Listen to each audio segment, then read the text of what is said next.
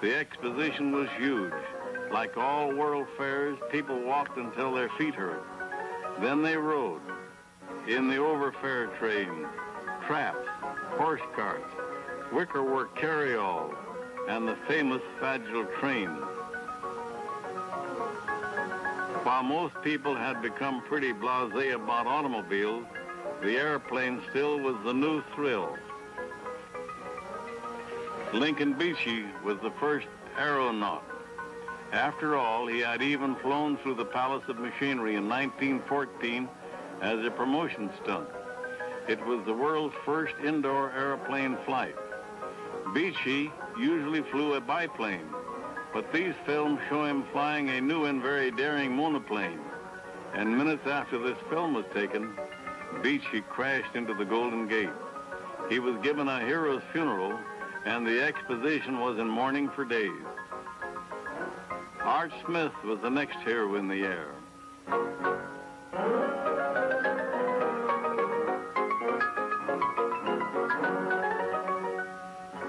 Most afternoons, he thrilled the crowds by just looping over the Marina Green.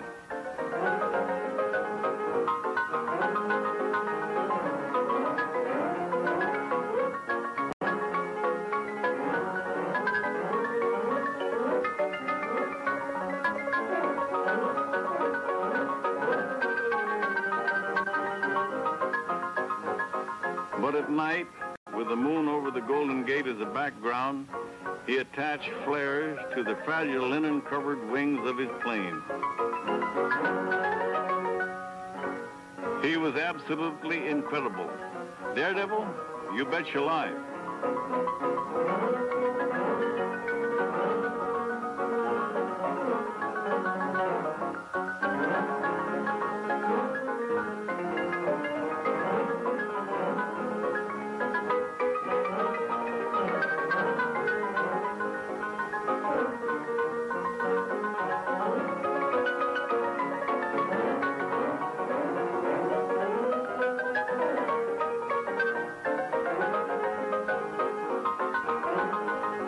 Anyone could see what Art saw from an aeroscope for just a quarter.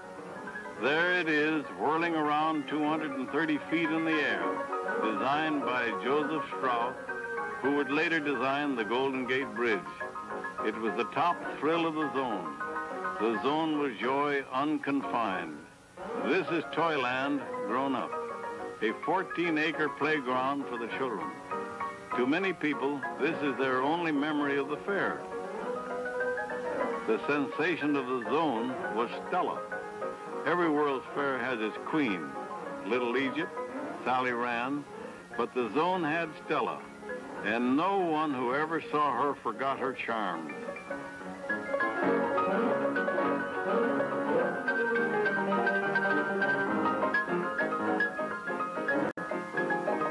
She was so real that she even seemed to breathe.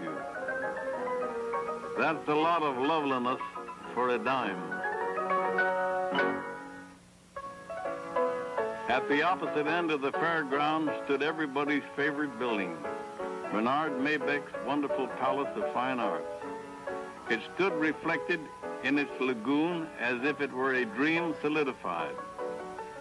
Even before the exposition was over, the people of San Francisco were demanding that the Palace of Fine Arts be preserved.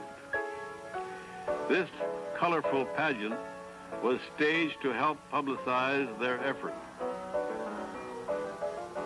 There is a bold, imaginative quality about this pageant.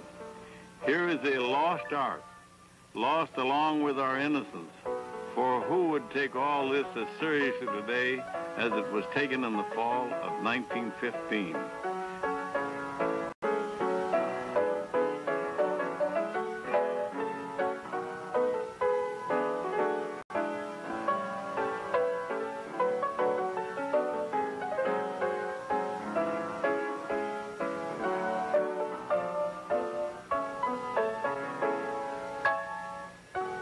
Surely this is how Maybeck wanted us to remember his palace. Millions of visitors came to the exposition. A relative newcomer to the movies, but already a star, came over from Niles, where he was making 2 reel comedies for SNA. Charlie Chaplin.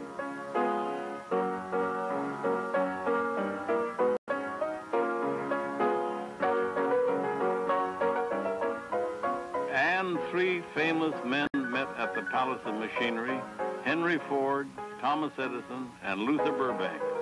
Ford showed his friends a complete auto assembly plant.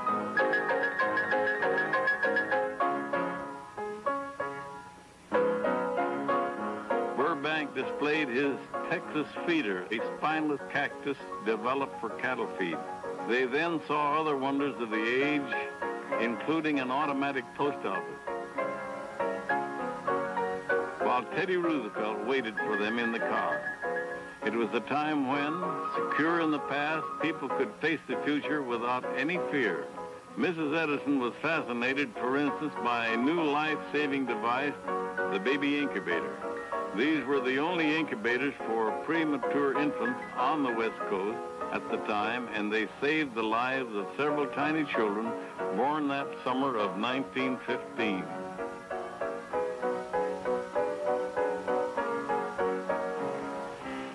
Madam Schumann Heink was there, and Mabel Norman and Fatty Arbuckle got a free pass from Mayor Rolfe on the steps of the new City Hall.